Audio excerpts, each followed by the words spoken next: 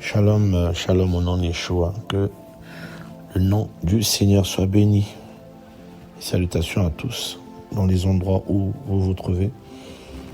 Nous voulons partager avec vous une parole de l'évangile des Écritures.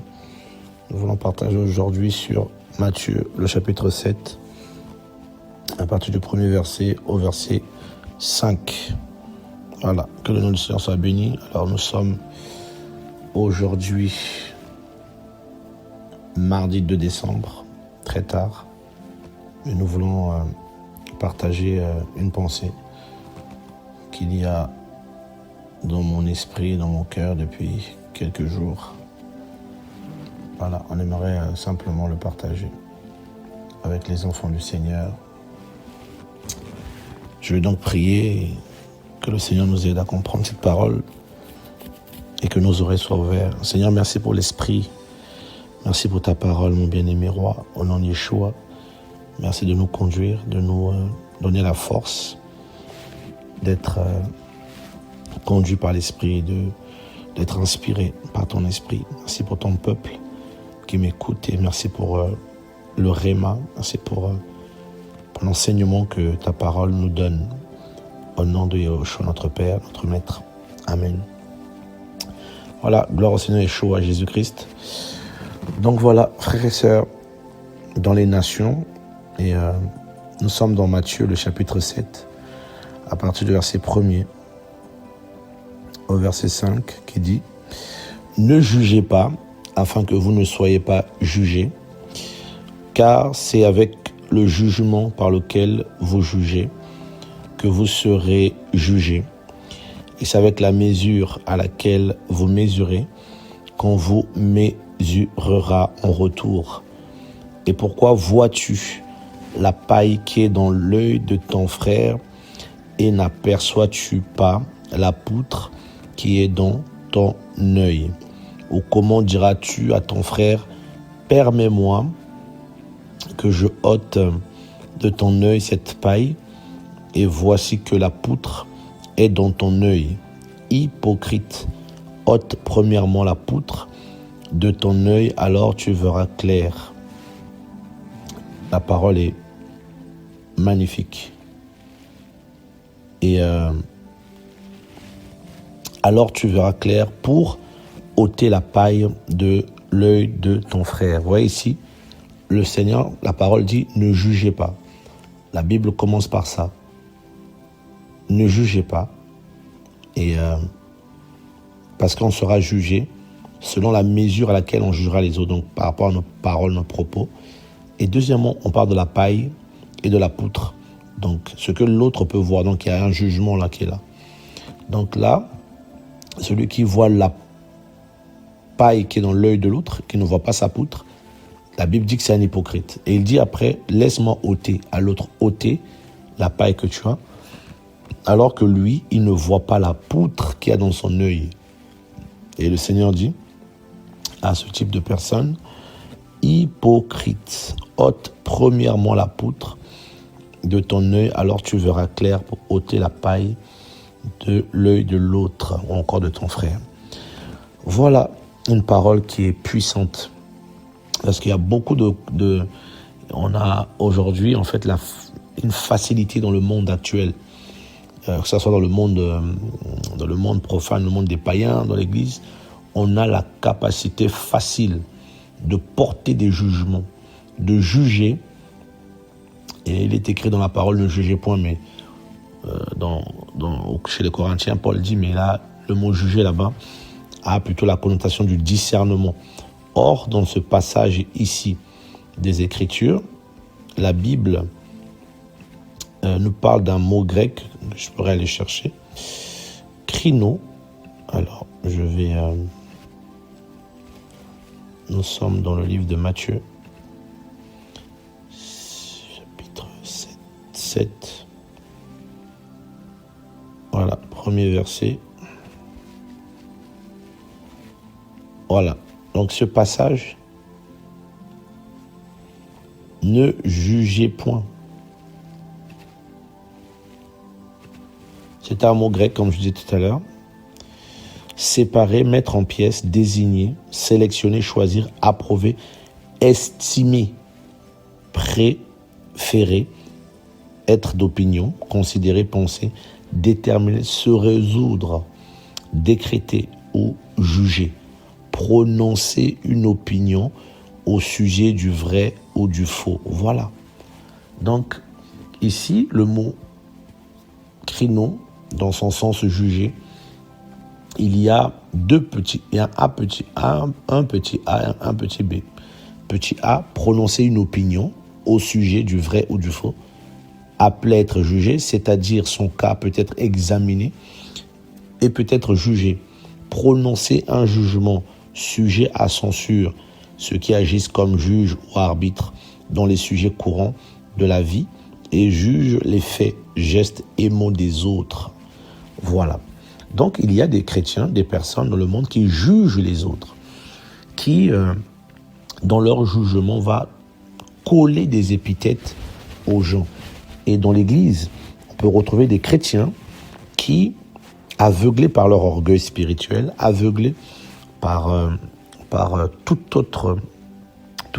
un tas de trucs, de choses du moins, vont porter des jugements. En fait, c'est souvent aussi des gens qui sont atteints, comme les pharisiens, c'est du pharisaïsme, qui sont atteints par un esprit de hauteur, de supériorité de langage. Et le malheur, c'est qu'ils vont porter des jugements et caricaturer les autres. Ouais, mais lui, il est comme ça. Ouais, mais lui, il est ceci.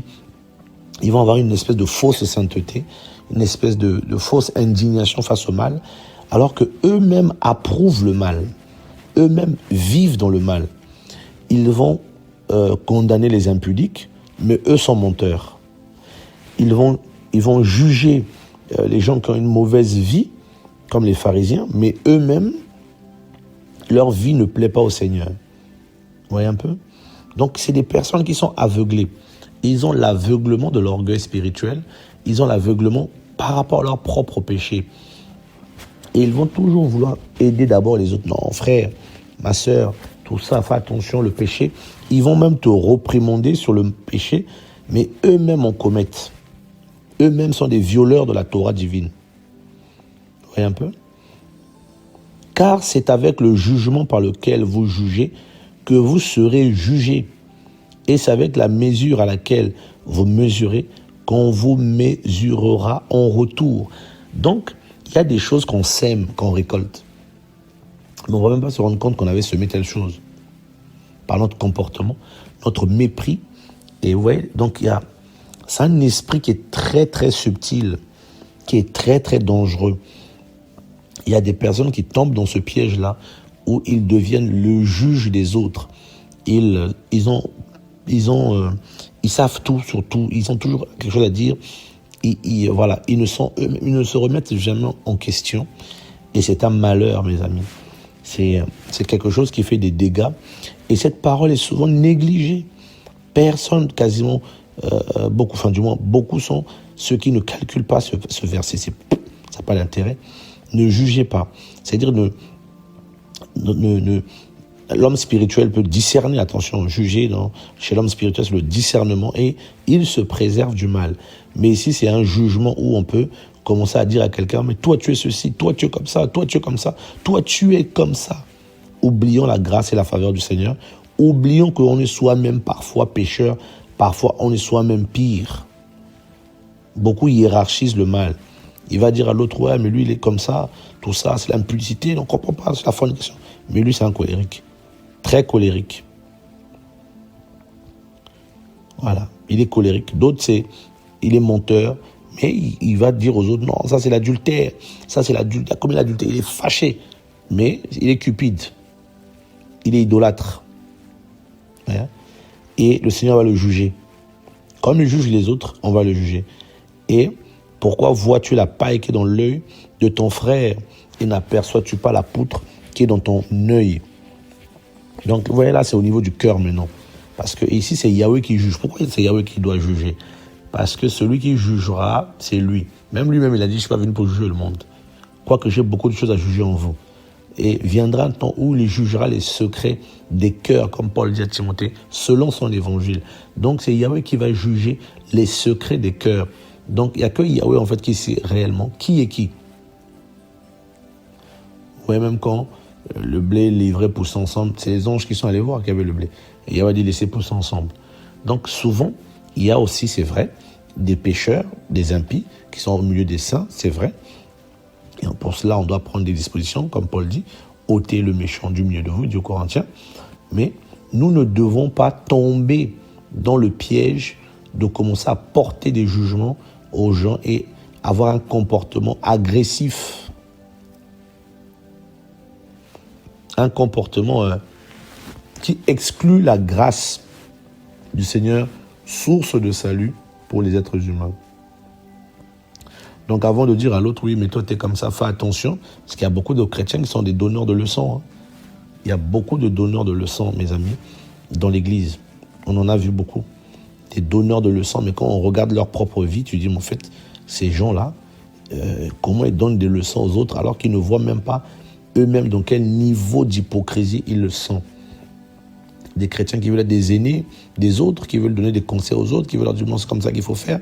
Mais lorsqu'on observe un peu en profondeur, le Seigneur t'ouvre un peu les yeux, tu dis, mais c'est grave là ce qui se passe. C'est quoi ces comportements? Des comportements de jalousie, d'envie, de haine, de mépris. Et hypocrite, dit le Seigneur. Ôte premièrement la poutre de ton œil.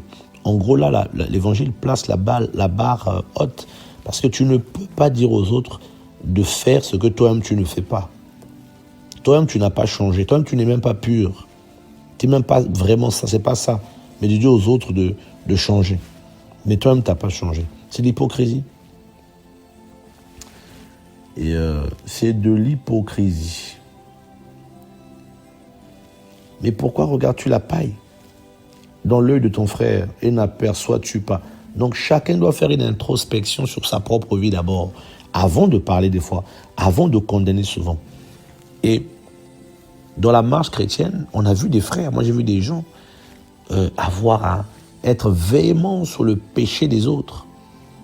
Véhéments, ils étaient indignés comme si c'était eux le Seigneur. Une indignation telle que...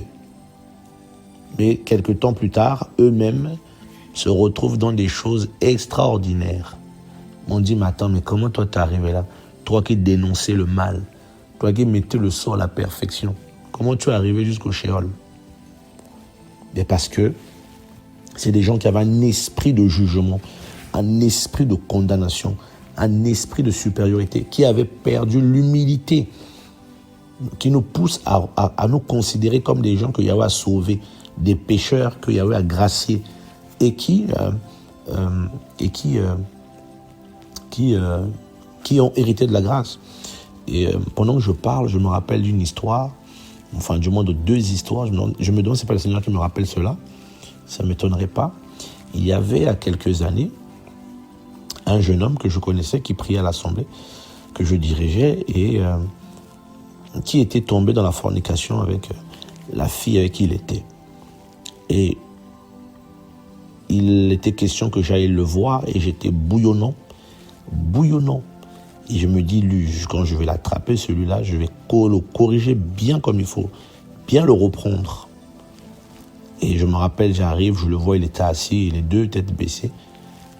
À peine ai-je voulu dégainer le sabre pour lui couper la tête, j'entends une voix qui me parle à mon esprit, qui me dit, n'oublie pas d'où je t'ai sorti. N'oublie pas d'où je t'ai sorti. Je me suis calmé net. Vous voyez un peu? Le pharisien. Tout de suite enclin. C'est comme les radicaux dans les religions. Là, je ne vais pas citer forcément le nom. Vous les connaissez, les radicaux. Là.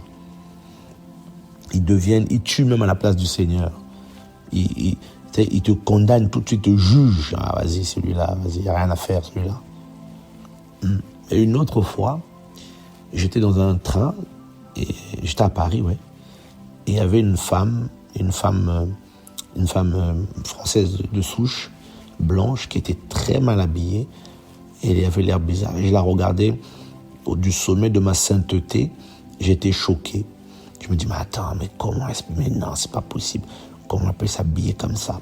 Voilà, le saint que je suis était traumatisé, choqué. Il était irrité. Mais comment elle peut s'habiller comme ça? C'est quoi ça? C'est quoi ces comportements?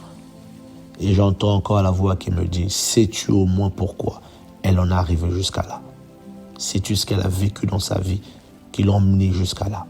Ouais, le jugement, c'est rapide. Surtout quand on a la connaissance. Parce que la connaissance enfle. Ça, en fait, la connaissance a tordu beaucoup de chrétiens. Beaucoup de tordus. Et vous allez voir dans les coulisses, le Seigneur nous reproche tellement de choses à nous-mêmes. Et nous-mêmes, on en reproche beaucoup aux gens qu'on ne considère pas être à notre niveau. Donc, on a une opinion d'eux, comme le grec dit krino. On a une opinion des gens. Et sans se rendre compte, on devient hypocrite, on veut ôter chez les autres par les conseils, le réprimandes. Des fois, on entend parler de certaines personnes, tu dis, mais attends, il est sérieux lui là? C'est toi qui dis ça, toi-même, tu ne vois même pas dans quoi tu es. Tu n'as même pas vu la poutre, l'immeuble que tu as, que tu portes dans ton œil, et tu vois la paille de l'autre là-bas. Non, lui il est comme ça, tu sais, on essaie de l'aider, on essaie de lui donner des conseils, tout ça. Tu dis, mais c'est pas possible. Oh, mais cette sœur, elle est comme ça, elle est comme ceci. Tout ça, on essaie de l'aider. Mais toi-même, le Seigneur aussi essaie de t'aider aussi. Il n'y a plus beaucoup d'humilité.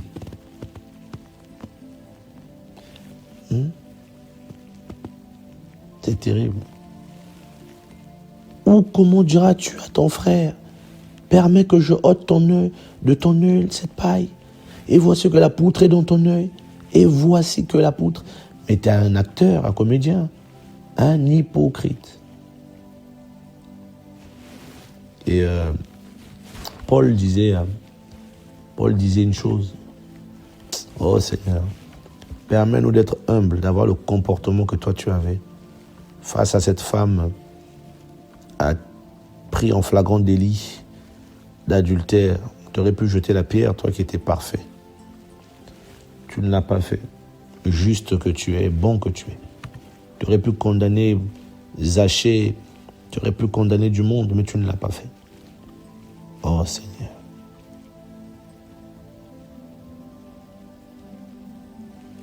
Je vais même prendre à partir du... Regardez le constat de Paulos. Ici, on va un peu lire, excusez-moi, on va prendre Romains 1 plutôt. À partir du verset 16. Juste pour comprendre un peu le poids de la lettre et des paroles, parce que vous savez très bien qu'à l'époque, il n'y avait pas de verset, il n'y avait pas de chapitre, donc voilà.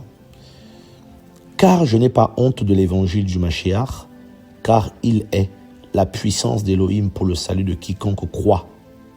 Non seulement du juif premièrement, mais aussi du grec, car la justice d'Élohim se révèle en lui à partir de la foi, pour la foi, selon qu'il est écrit, or le juste vivra à partir de la foi. Car la colère, nous y sommes, verset 18.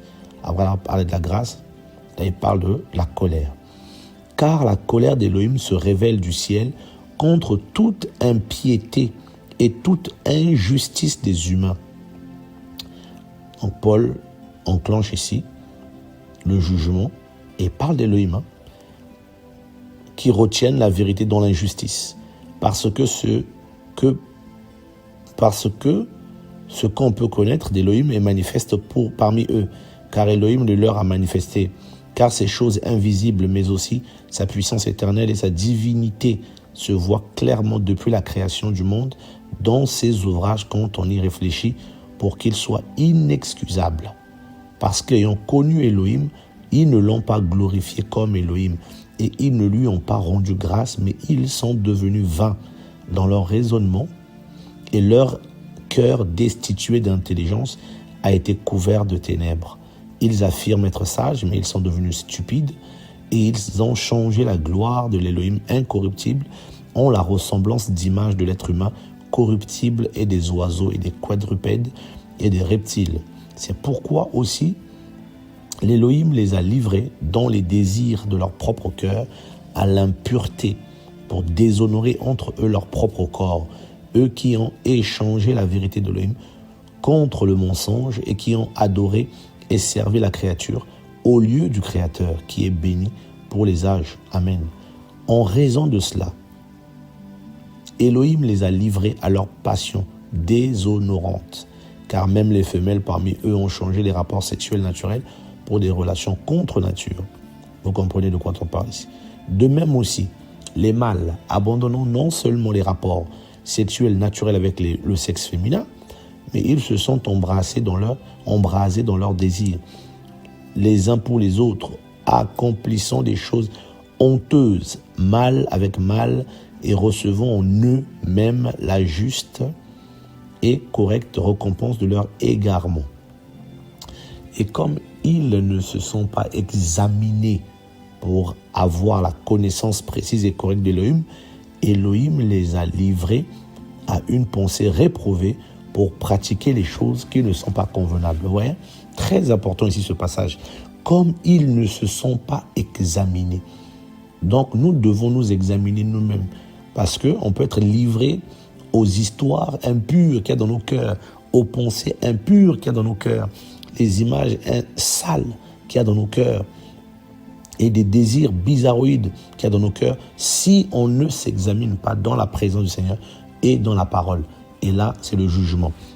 Et le verset 29, étant remplis de toute espèce d'injustice, de relations sexuelles illicites, de méchanceté, d'avarice, de malignité, plein d'envie, de meurtre, de querelles, de tromperie et de mauvais caractère, rapporteurs, médisants, haïssant Élohim, insolents, orgueilleux, vains, inventeurs de choses mauvaises, rebelles à leurs parents, sans intelligence, ne tenant pas ce qu'ils ont promis, sans affection naturelle, sans traité ou alliance, sans miséricorde. Lesquels ayant connu l'ordonnance d'Élohim, qui déclare « Dignes de mort ceux qui pratiquent de telles choses. Non seulement ils le font eux-mêmes, mais encore ils approuvent ceux qui les pratiquent. » Donc au verset 1 ici, à partir du verset 16 jusqu'au verset 32, Paul dépeint une génération complètement tordue, perdue, qui s'est séparée d'Élohim, qui s'est éloignée de la vérité, qui pratique toutes sortes de choses pécables, toutes sortes de choses impures, toutes sortes de péchés, pour être plus simple. Vous voyez un peu ? Paul va donner tout ça. Vous verrez que chaque fois, et Paul dit, il rebondit. En prenant tout ça, il englobe. Au chapitre 2, verset 1er, c'est pourquoi, ô humain, qui que tu sois, toi qui juges, tu es inexcusable, car en jugeant les autres, tu te condamnes toi-même plus que toi qui juges, tu commets les mêmes choses. Voilà. Ça veut dire, Paul, quand il a décrit ici, il est resté biblique. Il a dit que c'est contre Élohim, toutes ces choses se faisaient, cette génération. Mais celui qui va s'indigner dans le sens où il va commencer à pointer du doigt toutes ces personnes et que lui-même se retrouve dans cette affaire, que en disant aux autres que tu es ceci, tu es cela, et que toi-même tu n'as pas d'affection naturelle, et que tu es sans traité ou alliance, que tu es sans miséricorde, alors que tu connais l'ordonnance d'Élohim qui déclare digne de mort ceux qui pratiquent telle chose, et que tu pratiques toi-même, que tu encourages à la pratique, ou encore tu juges ceux qui pratiquent les mêmes choses que toi-même tu as dans ton cœur. Vous voyez un peu ? Ça doit nous donner quand même de la crainte et nous pousser à craindre le Seigneur, vraiment à dire au Seigneur de nous aider et être humble. C'est vrai qu'il ne faut pas badiner avec le péché, il ne faut pas le cajoler, mais il ne faut pas avoir une attitude d'orgueilleuse dans son cœur, ne pas croire qu'on est arrivé, qu'on est saint. Satan aussi était saint. Adam aussi était saint. C'est pourquoi, ô humain, qui que tu sois, toi qui juges ce genre de gens-là, tu es inexcusable, car en jugeant les autres, tu te condamnes toi-même plus que toi qui juges, tu commets les mêmes choses. Ici, Paul, c'est comme s'il reprenait les propos du Seigneur tout à l'heure dans Matthieu 7.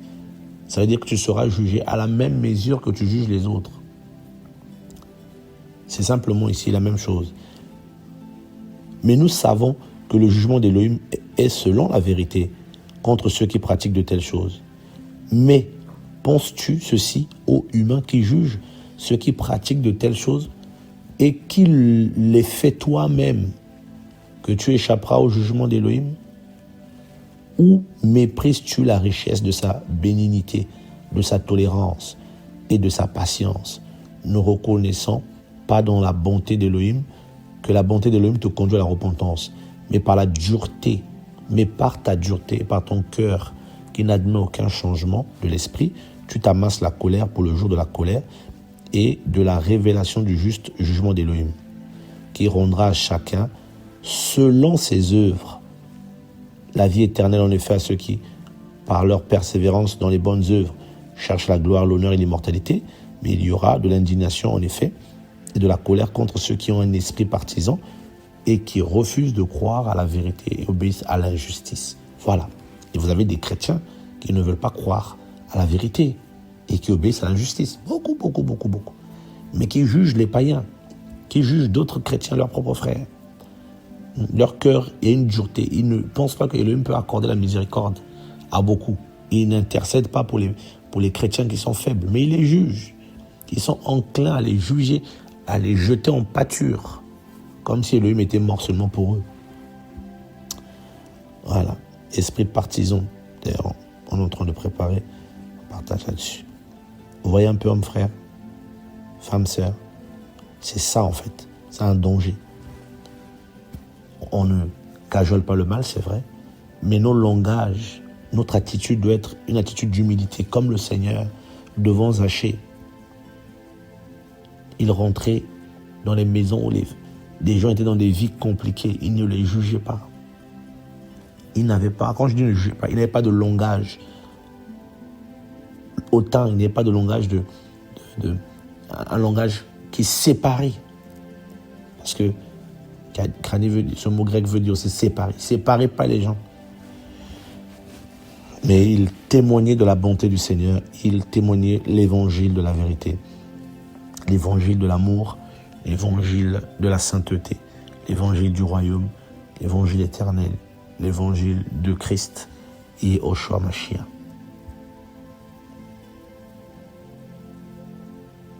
On peut haïr le mal, on peut haïr le péché, sans avoir un jugement impie, méchant, avoir des langages, de supériorité de langage, comme si on était soi-même parfait.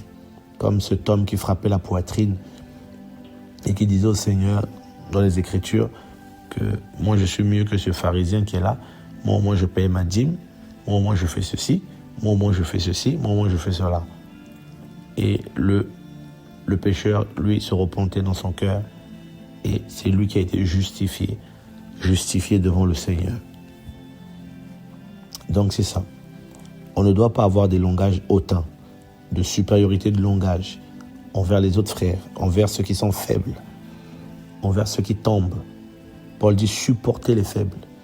Mais on doit avoir un langage vraiment du Seigneur, être conduit par l'Esprit et avoir le cœur du Père pour voir les hommes comme lui les voit et non pas comme notre orgueil qui a été nourri parfois par des paroles de vérité, nourri par l'évangile de sainteté.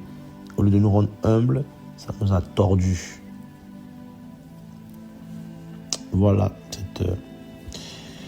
grâce au Seigneur, petite exhortation au nom de Yeshua, notre Maître. Seigneur, aide-nous à ne pas être des juges des autres, mais des hommes et des femmes que tu as sauvés, des pécheurs qui ont été graciés et qui viennent devant toi avec beaucoup d'humilité, Seigneur, et qui prient aussi pour les autres. Car ce que tu as fait dans nos vies, tu peux aussi le faire pour les autres, Seigneur. Voilà pourquoi nous voulons prier avec beaucoup d'humilité au nom de Yeshua, que tu éclaires beaucoup et qu'on ne prenne pas de haut les gens qui souffrent ou encore des pécheurs.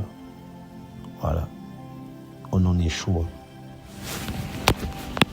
Voilà, bien-aimés, cette petite exhortation au nom de Yeshua, que la paix du Seigneur garde nos cœurs dans la justice. Tenons ferme, tenons bon, le Maître n'est pas loin et il revient nous chercher. Au nom de Yeshua. Amen.